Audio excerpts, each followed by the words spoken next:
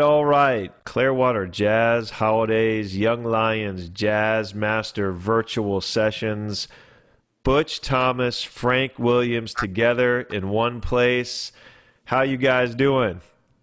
Great. Great, man. Yeah. Awesome. Great to see you both. Thank you so much for being a continued part of these sessions. Everybody participating today is muted for the courtesy of the session. But if you have questions, you can use the chat feature and we'll get those questions to Frank and Butch. Their topic today is a conversation with Butch Thomas about creativity during COVID.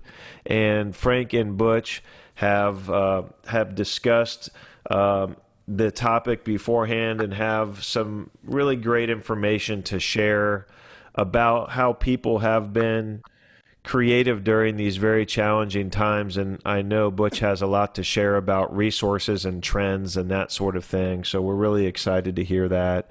After these live sessions, you can catch all of the sessions recorded in a video format in our studio, or you can listen to the sessions as part of our podcast called the Young Lions Jazz Master Virtual Sessions podcast.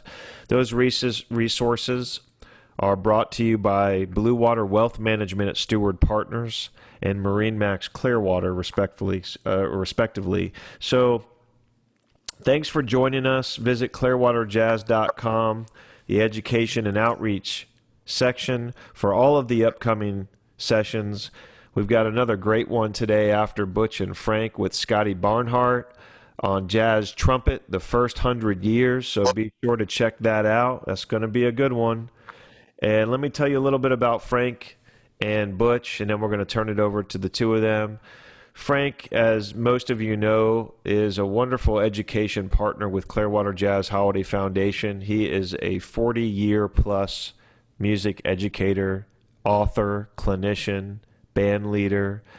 He has been instrumental in the development and implementation of many of Clearwater Jazz Holidays outreach programs, including our History of Jazz outreach programs, which has reached over 30,000 students since 2012, our Young Lions Jazz Master Sessions, My Journey with Jazz program, and others.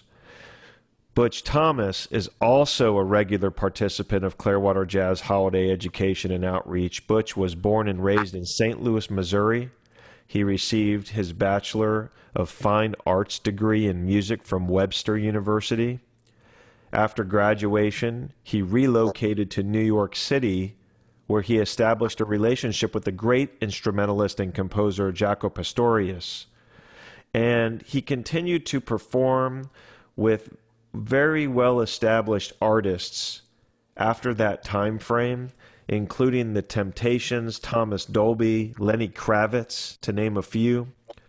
He received a number of video credits, including Lenny Kravitz's hit It Ain't Over Till It's Over, Queen Latifah's How Do I Love Thee, and Sting's You Still Touch Me.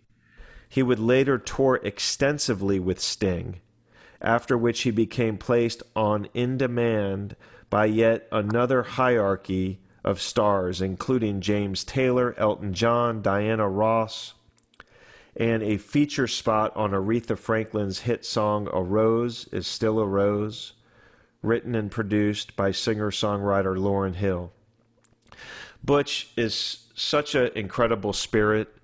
We are so lucky to have him part of these sessions. He's graciously made himself available if you would like to get in touch with him for discussion or resources, lessons online. Please look him up online. Butch Thomas, Frank Williams, thank you again for being part of this. The stage is all yours. Thank you, Steve. Today, I'm going to talk. How you doing? Who, me? Yes, sir. I'm fine. Thank you. And yourself? I'm wonderful, wonderful, wonderful. Good. Let's explain this. I found it's a very interesting topic that you selected. So I'm just going to let you get started. I think the very first thing that you talked about is uh, just virtual performances and how that has been enhanced as a matter of necessity during this age of COVID. Is that a good place to start, or is there a better place? Oh, that's good. All right. However you want to do it, my brother. Well, I'd like to start with saying how in the last 6 months, everything changed overnight. Yeah, I agree. We have been unable to do live performances. Kids have not been able to go to school. And so what we have had to do is have a rise of the recording arts and Zooming and a lot of other mass media, well, digital media, to take place of what we used to do. Because these things will basically not be the same for quite a while. So the first thing I'd like to touch on are virtual performances and how we have seen a downsize and a more acoustically produced type of performance from everything from professional orchestras, rap icons, projects at home, and schools, and pretty much everywhere. Now, whether you're amateur or professional, we have been over the last 6 months, one of the only outlets has been virtual performance. And typically in live entertainment and also in the expressive arts. Now, virtual performances are not new, but in these days and times, we have to be more acceptable, as this is the normal form of musical entertainment and learning necessities. The task of creating virtual performance is something not to really take lightly, because this is like basically the new norm. And this is a perfect opportunity for people to be more versed in the recording arts and have the equipment to accomplish these things, to achieve these, how can I put, these goals. No, really, I agree 100% with everything that you're saying. We are starting to see people emerging in performance arenas again, but on a much smaller scale, as solos or duets or trios, and then you get the occasional quartet where everybody is matched. These are mostly rhythm section type things where you normally don't have horns participating in these, but guitars, keyboard player, bass player, sometimes a singer, you sort of see those things happen a little bit. So people are starting to mediate the aerosol effects of live performance, but it's very, very limited. And for the majority of the people, the virtual platform is the way to go. Yes. Now, another thing that I noticed that's happening in the educational world, including, my own experience in school, is Zoom, like we're doing today. This has become another really important thing to have or to use. I even had the experience of doing a virtual concert with my classmates, and we all participated on Zoom, and then they put the whole program on YouTube. And I was surprised to see how well it worked, as this is basically all we have. We couldn't go to the campus, and a lot of kids are scared to go to school, including some teachers. And this DAW performance type of thing is really working surprisingly well.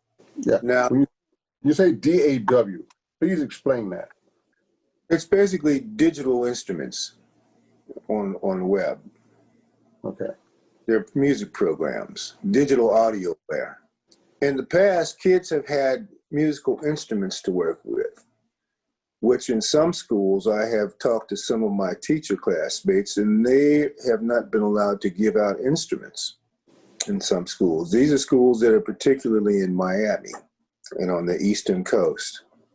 So what they have the kids doing is they have things like BandLab, GarageBand, Soundtrap, and other educational contexts of media for students to create music nowadays. There's another side to that. When you get a chance, we want to talk about that too, but continue on the line you are. It's a shame and a surprise, actually, to see how the kids have adjusted to these things, since there are a lot of non-acoustic instruments being played. Some people have, like Bogosiega, they have the jazz band and they have the marching band still, but it's totally different. It's the way they have to operate. In what ways? Hmm? In what ways? How is it different? Well, first of all, they have a certain amount of classroom time, where most of the time they have to do everything outside. And a lot of students who are staying home when you have music classes, like I was talking to a teacher, he's got a jazz band of like 3 students in the class and about 12 at home. Now, the downside of this is the synchronization of the music. There's no way possible that people can play together when you have a live body of students versus online students. Right. So this is a solution that has not been solved yet. Well, there are some ways. My son Greg lives in New Jersey, and he started tackling this problem a year ago, just about a year ago, last March, April. And New Jersey is very political in the education system. You got a lot of people who are affecting what teachers do, what teachers can't do. And it was absolutely, you will do this, you will go online, you will figure this out. So he uses a lot of the DAWs you talk about, and the kids at home who are not coming to school will record their individual parts and send those in. The kids at school record their individual parts, and then he simply uses software to combine all the parts in one to come up with a composite performance of the full ensemble. It is not ideal, but as you know, with digital software, you can correct anything from pitch timing to note length or whatever. So depending on how much time and expertise you have, you can actually come up with a pretty good recording. And then these can be posted for parents and other interested parties to listen to. It is not the same as it was, but it's at least a way to get a performance out there. That was last year. This year, they're using all sorts of mediation because music education knows that this time of year it's all about football. And when it's all about football, it's all about marching band. And you probably won't have a march band out there. No one cares about health or anything else. This is what we're going to do. Look at how hard they're pushing open schools in Florida. So some of the smarter companies have been doing research on the amount of aerosol that happens with playing instruments. And they've developed all kinds of covers for bells and covers and bags for woodwinds and everything. So this aerosol effect that normally could be very, very harmful because of COVID is completely encased to the personal kid. And another company has come up with portable plexiglass separators so the kids can actually participate in a rehearsal situation inside for longer. So we are moving past these limitations. And I know Tampa is using all of these mediations in their schools, and all that's required there is for kids to play 30 minutes inside and then give the room 30 minutes to, how shall we say, clear out with the air conditioning circulating whatever was in there. The kids go out and do work. but they can't actually sit in class with these musicians and play for 30, 40 minutes at a time. So we're gradually getting there. It's just not perfect.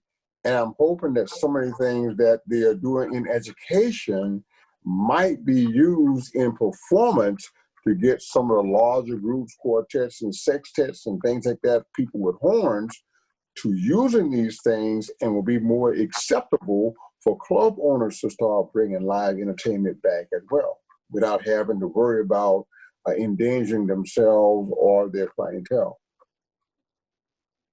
So the science is moving forward, and education is driving this science because we educators don't have a choice.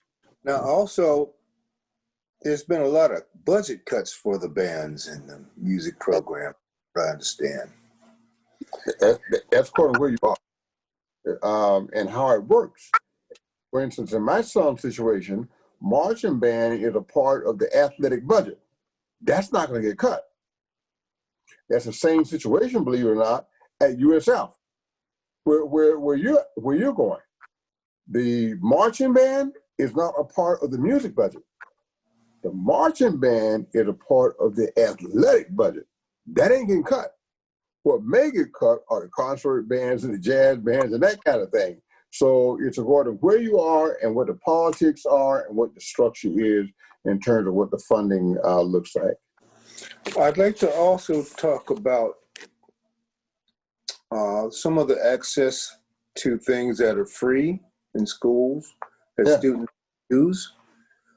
This is going back to the virtual programs. There's one called BandLab. Yeah. Mm-hmm. It's free, and it's good for students to use and teachers. It's a cloud-based DAW. Right. And it's a thing where the teachers create an account for as many classes or students that they need. Right. It invites the students to join the particular class.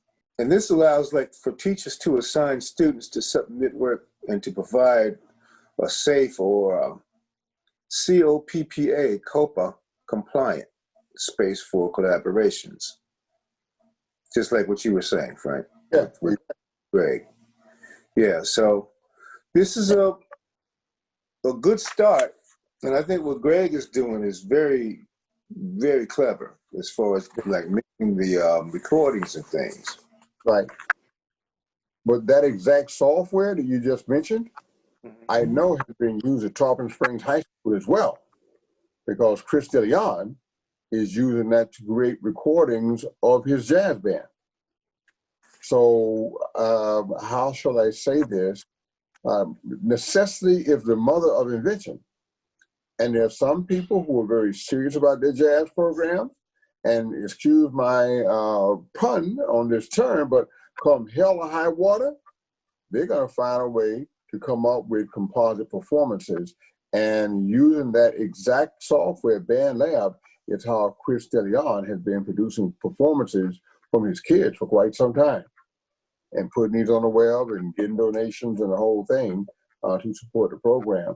So it's not consistent yet, but in places where you have teachers who are up with technology and are very, very, how should I say this, empowered by the administration, and they are starting to use all these things in little pockets, for sure. Yeah. These are all good, Butch. Thank you. Yeah. The next thing I want to touch on is the recording arts.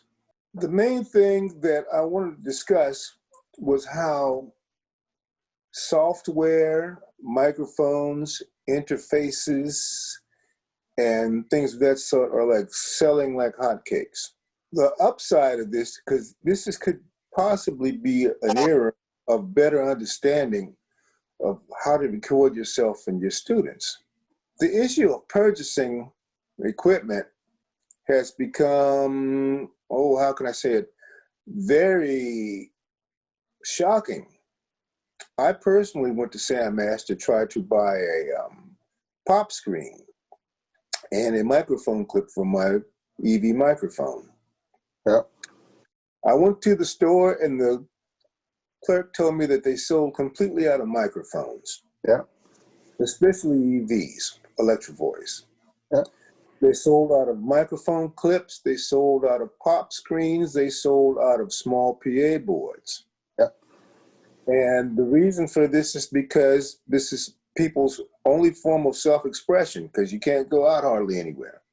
I just could not believe that. And, this is a national store music store chain. Right. And so for Sam Ash to be sold out of quite a few things that are basically audio related, it's like saying something about the world, Yeah, and about the nation. yeah. I noticed that in the document that you and I have been discussing, and one of the things I had an experience some time ago. I was adding some studio speakers to my little setup. I have a very small setup, but I'm not into digital recording. I mean, I just use mine for now to write music when I get good playback.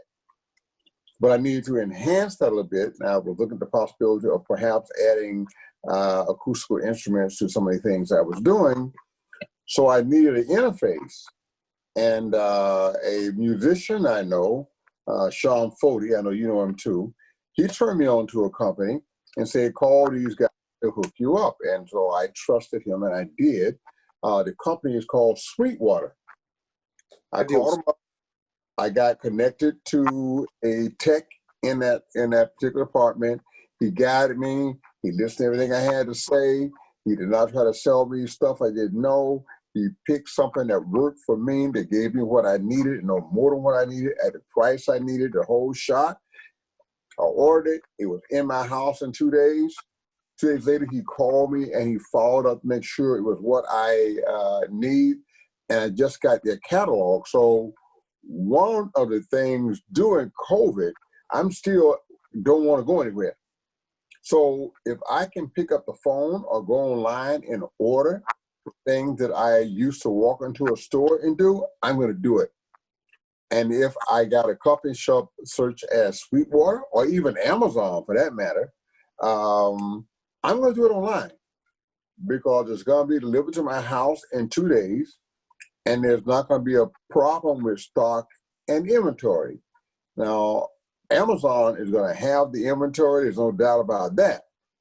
But if you need the expertise and advice, a company like Sweetwater rather will give you both. So for those people who are looking locally and having a problem finding microphones and software and devices, you might start looking online. You'll be surprised how much expertise there is out there and how much equipment there is out there. Because just like Amazon, these guys are all connected. If they don't have it in the store, they know who does.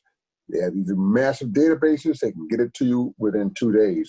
So that's another alternative to live in-person shopping. Well, I highly recommend Sweetwater's. I've dealt with them for quite a few years. Their prices are great. And like you said, the stuff is great. And yes, I would tell anybody, if you were looking for equipment also, to check out Sweetwater. Yeah. Can you have somebody put the camera on me, Steve, right here, so I can show this thing in my chest here? This is their newest catalog, baby. Phone number, and it's packed with stuff, and this is the scaled down version. So I'm not doing a commercial. I'm just saying these guys work for musicians, and I like that. And Butch verifies the very thing I'm saying. Right, Butch? Right. All right. We agree, baby. The statistics of this happening in a normal situation, as far as people running out of equipment, I would say that that's probably close to like a 10-to-2 ratio of this ever happening, or maybe a 10-to-3 in a normal situation.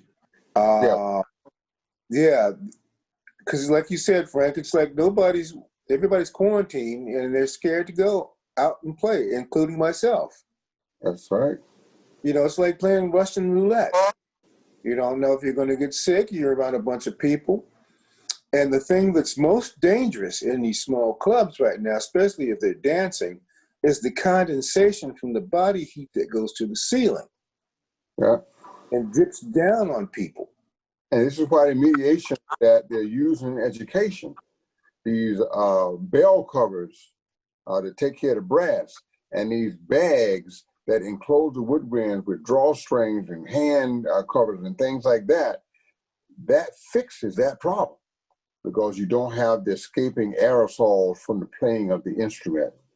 It's better for the musician, and it's most certainly better for the audience, and hopefully musicians who are not involved in education will take a look at some of the things that are being used in education because they may serve them both from a health standpoint as they try to re-enter the live performance area, and it may help them financially as they try to convince club owners that it is now safer to do that. And if Steve will allow me, I will send him a list of links that people can click on and take a look at some of these devices and software and equipment that's out there for COVID mediation for wind instruments. Well, you know, I think I'd like to add also that this is like a really good time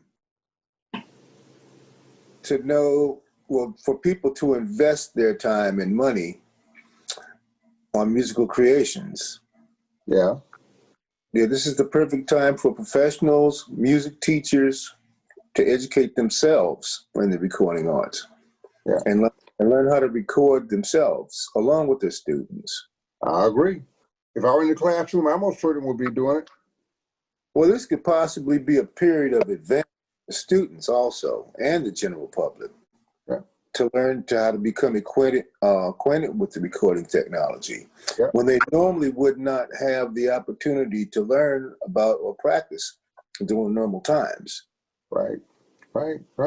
And I just did a casual research search on the web and found out that there are several of these DAWs that allow for as much as 24 track recording in the digital environment, completely digital environment, on an iPad.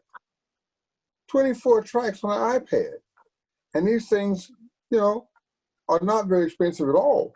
And there are several of them out there. So for the average student who has an iPad, as most do, you have a recording studio in your hand right now. That's right. All you need is the software. And if you're doing it completely digital, you don't even need a microphone. And if you are trying to do acoustic, then all you need to do is connect a firewire microphone, and you got that too. So there is a lot you can do with equipment as simple as an iPad. And the great thing about the iPad, it has the GarageBand on it. Yes. I just took a course and it was using the GarageBand because Right. my two professors, they have a GarageBand ensemble. Right. They do tours using iPads and using GarageBand. And like you said about the FireWire, you can connect microphones, external keyboards, and you have virtual tracks. You can have unlimited virtual tracks. Right. With the iPad, and the iPad is free. It comes with the iPad. I mean, the GarageBand. Yeah, GarageBand is free. Exactly. It's already loaded. So you already, if any students are listening, any teachers are listening, if they have an iPad, they already have their own personal recording studio. That's all they need to get started. Stop them, accept themselves. Technology is already in their hands. Just a matter of get them exploring. And there are so many of these help groups out there. Type it into Google or whatever search engine you want, and any question you have can be answered in a matter of seconds. That's right. Right. Yeah. It's a great topic, Butch. I'm glad that you decided to do this, man. This is very timely. Thank you. Thank you. I thought it was very important at this time in our life to share this information. Yeah. And how it's very important right now for ones to educate themselves, as far as like, especially teachers, to understand these, these techniques for using these DAWs and equipments and garage band and Logic and everything that's out there. Because this is basically the safest way to be, the safest way to go right now. And along with like what we're doing right here with Zoom. This is very important now. I just learned how to use Zoom since the COVID. Yes. Yes. I've Yes. never really did that, and I think it's so cool and ingenious how this works. Oh, And yeah. you can sync everybody together. Yes. Let me Yeah. ask you guys a question. First of all, thanks so much for sharing these ideas. As both of you know, a lot of students follow these sessions, and I would imagine it's really easy for people to get discouraged during these times, particularly Yes. when they can't perform together. What kind of things would you say to a student during these times Well, to keep them inspired about continuing on this journey? well, I think you hit it on a nail on the head there about being discouraged. I know students, including myself, I know people in the Florida orchestra, and there's a sense of depression Mm, that has been flowing. It's like some people, like the Florida orchestra, they, even though they got paid for the whole season, they're sitting at home, people that I know personally, and they're bored to tears. They have nothing to do. mm, And as far as like my own personal self, I still practice, but there's nowhere to play. And the things that I do, I get electronically paid by PayPal or Cash App or direct deposit, but you don't have contact with anybody. And it's gotten to the point where, as a social society that we're in, we're like, how can I put it under house arrest? yeah. Yeah. I'm the strange bird. I was raised in a family of 9 kids, 8 kids in my home. My father had a second wife and a son with him, and we all consider ourselves one family. So they were 9.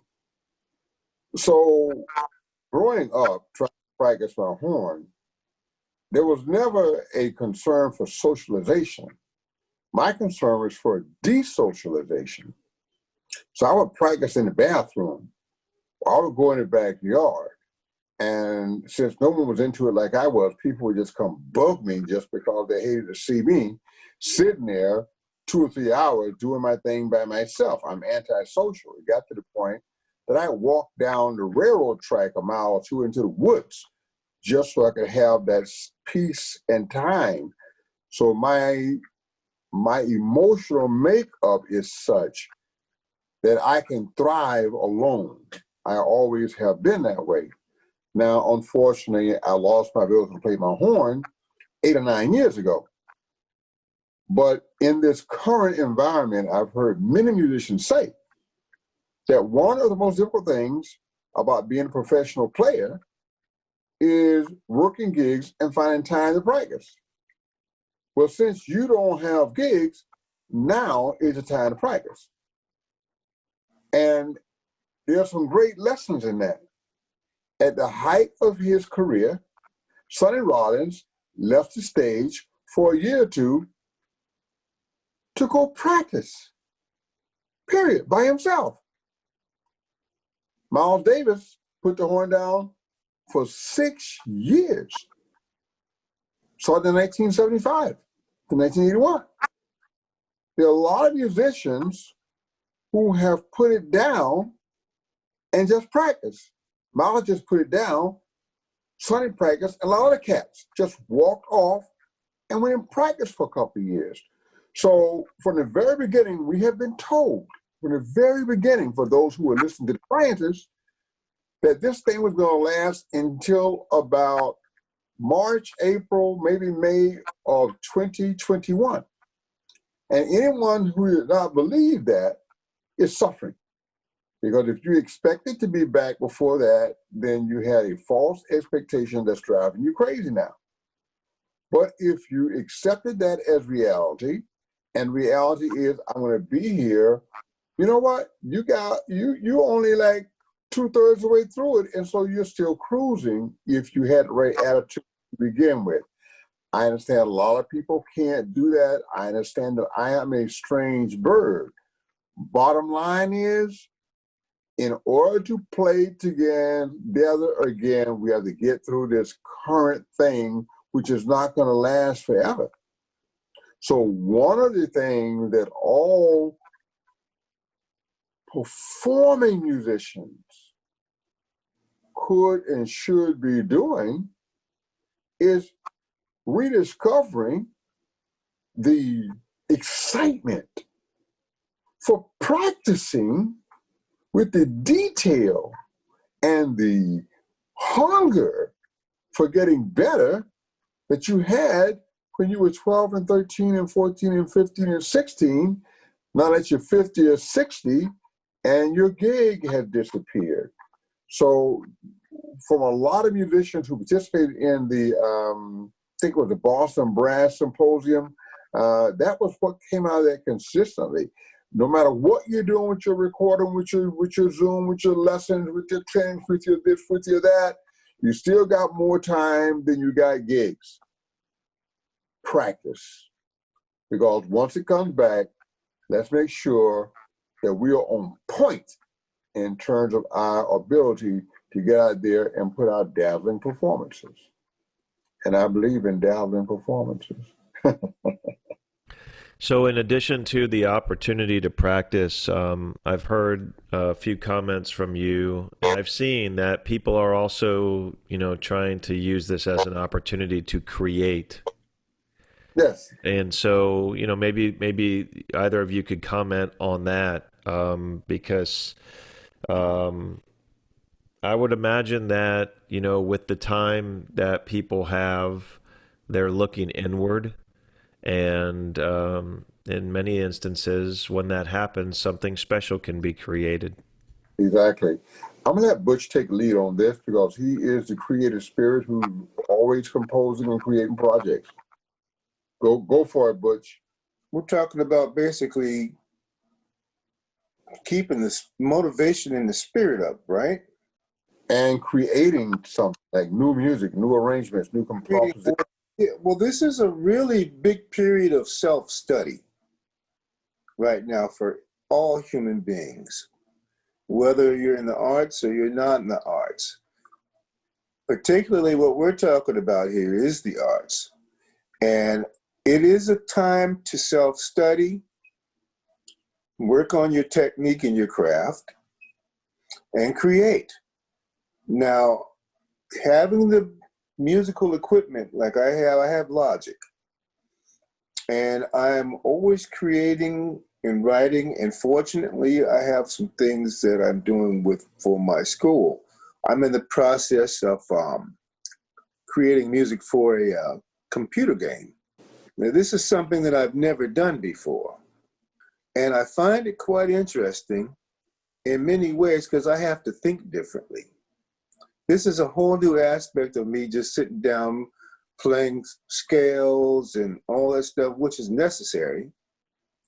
But I've learned, I'll speak for myself, I have learned new things about music as opposed to just the physical 5 hours a day or whatever people do, There's that and a whole nother thing that we have time to experiment, we have time to think about and consider that we've never had a chance to do before. Yes. I think people need to open their minds and acknowledge these opportunities. I call them opportunity. It's not all bad. So when this whole thing blows over, there will be a whole nother mindset on creativity. it will have developed a little bit more, in my opinion. Yeah, I agree. A person like myself, and I've heard this too. Of course, I am at heart a jazz musician. Obviously, I'm an educator, so I've done everything. But in my heart, I'm a jazz musician.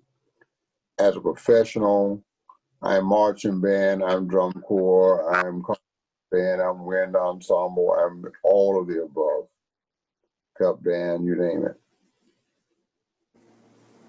But one of the things that I find myself doing, which is valuable to all of us, is I find myself doing a lot of listening now.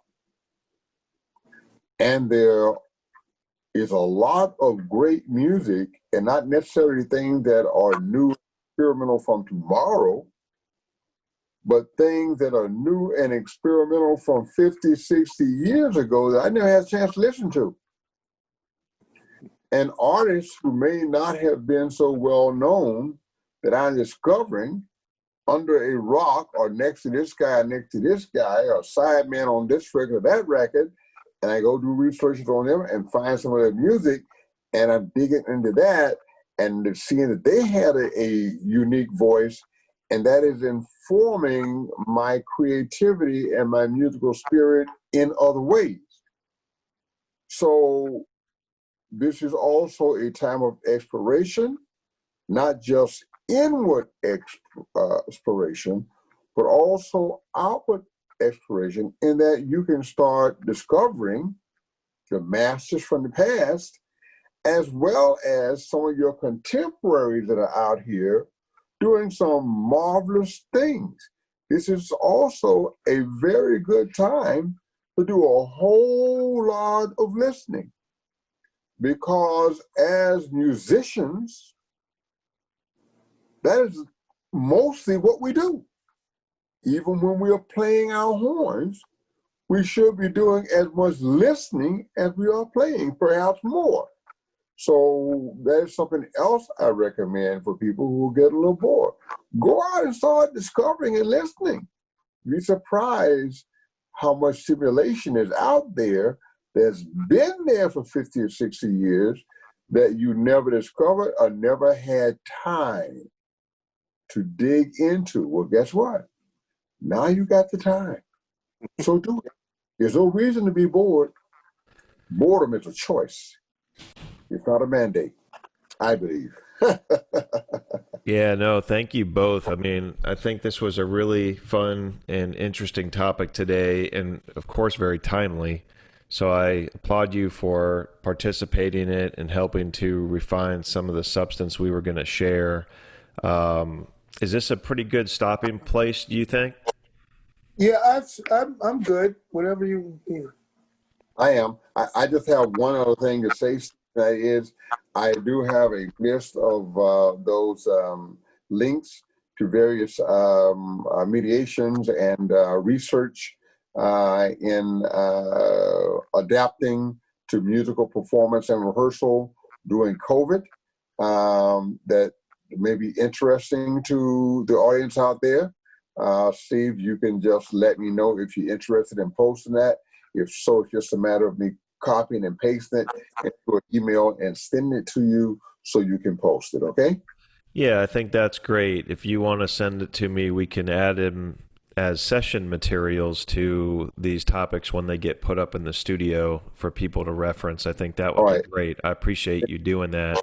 And just a reminder, these sessions get recorded, and so take a look at these in our studio, accessible from the education and outreach page at clearwaterjazz.com, or you can listen to them on the podcast, the Young Lions Jazz Master Virtual Sessions podcast. I think we're up well over 2,300 plays at this point in time since we launched that just a month or two ago, which is phenomenal. I'm so inspired by really students of all ages taking advantage of these resources, and I am very grateful for Frank and for you too, Butch, for agreeing to be part of these. It means a lot to us at Clearwater Jazz Holiday.